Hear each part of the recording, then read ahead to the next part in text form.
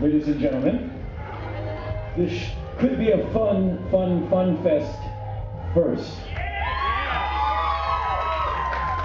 You're about to witness a live wedding in one of the greatest cities in the United States of America. I'd like to introduce you right now to our lovely bride. Her name is Paige.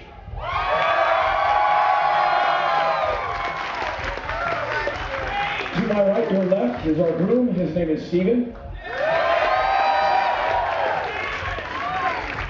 And I'm going to take a few moments to address both of them, and then we're going to go through our official proceedings, and then these two will be officially hitched. All right, you two, there's a few things I'd like to say to both of you. Right now, the two of you are surrounded, vastly outnumbered by people who want nothing more than your great happiness.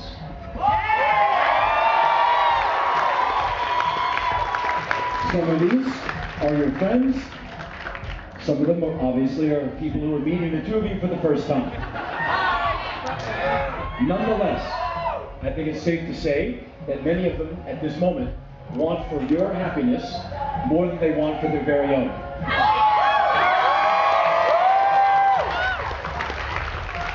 Many of you, and perhaps you too, have been to weddings before.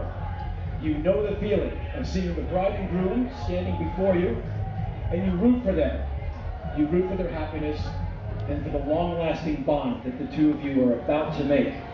You want for nothing more for them this to last forever. And so I'm going to address the both of you right now. First, I'm going to start with you, Stephen.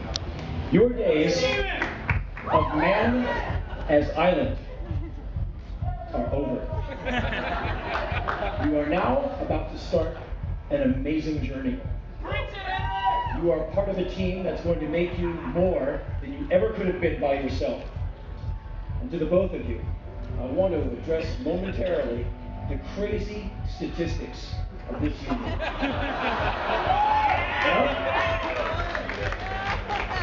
As you now know, 7 billion people in the world.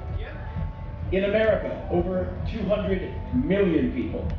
The chances of the two of you intersecting in the short human lifespan, those odds are against you.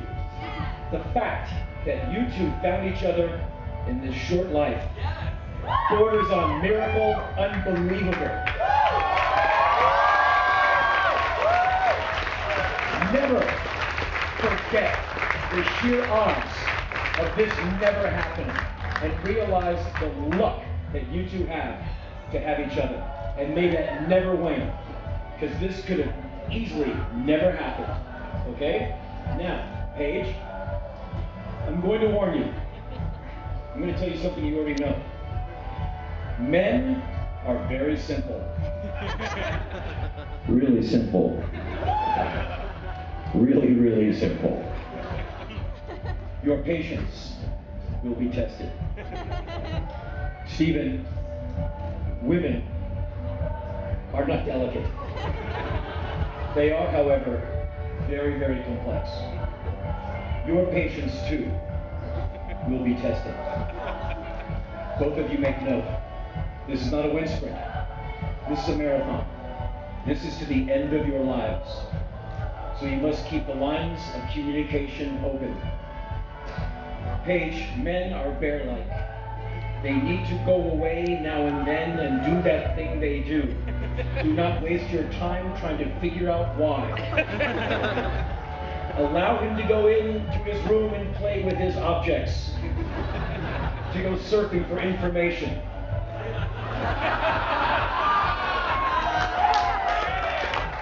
Bowling, poker, his other male friends, he will come back. Again, this is not a date, this is a life together. So understand that each other are individuals while you are part of a team, okay? And the last thing, before we get on to our official proceedings, there's a very good chance that you two will bring some other humans into the world. It could happen, it often does. These children do not ask to be born.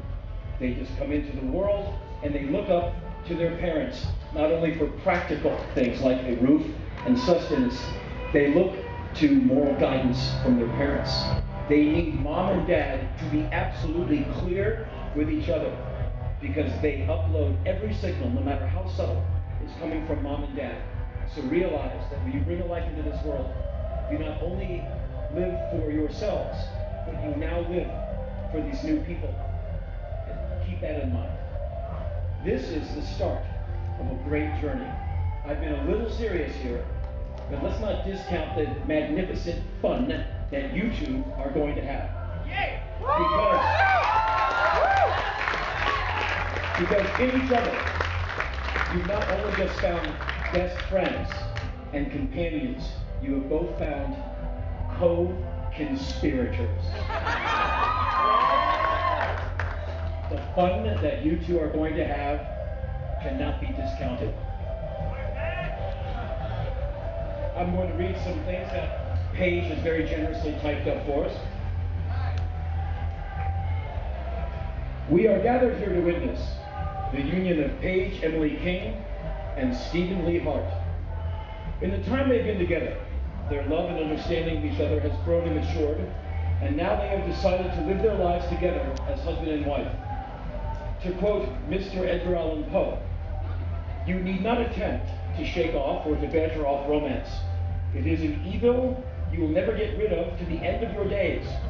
It is part of yourself, of your soul. Age will only mellow it a little and give it a holier tone." Stephen, will you please lead us off with your vows that you have prepared? Paige.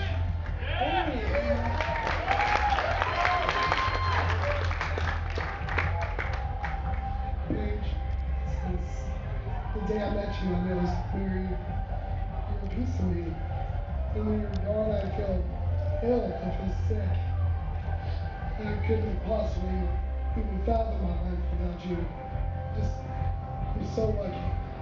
Henry's right, to be honest. If we didn't meet each other, we would probably be alone and happy. And I'm just so glad that you're going to be a part of the rest of my life. I love you so much.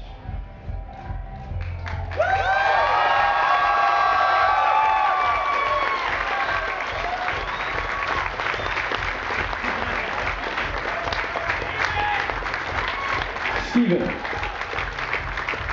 do you take this woman to be your lawfully wedded wife until death do you part? I absolutely do. Paige, will you please read the vows that you have prepared?